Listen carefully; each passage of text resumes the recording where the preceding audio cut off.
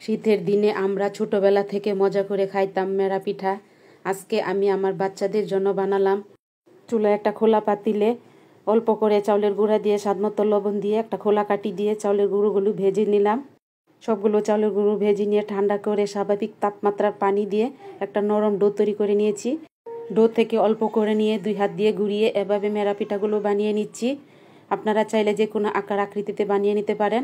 চুলায় গরম পানি করে ফুটিয়ে একটা মাটির পাতিলে পিঠাগুলো দিয়ে ভাপিয়ে নিচ্ছি।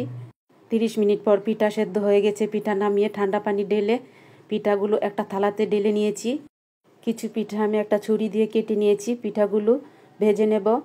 প্যানে পরিমাণ মতো তেল দিয়ে 3টা ডিম ভেজে তুলে নিলাম। দিয়ে দিলাম পেঁয়াজ কুচি, গাজর, টমেটো কুচি, কাঁচামরিচ, 1 চিমটি হলুদের গুঁড়া, স্বাদমতো লবণ দিয়ে কিছুক্ষণ ভেজে নিয়ে দিয়ে দিলাম পিঠা ভাজা ডিম। কিছুক্ষণ আবারও ভেজে নিয়ে দিয়ে দিলাম কিছু ধনিয়া পাতা। ভর্তা, শুটকি, মাংস যে কোনো কিছুর সাথে খেলেই স্বাদ দ্বিগুণ।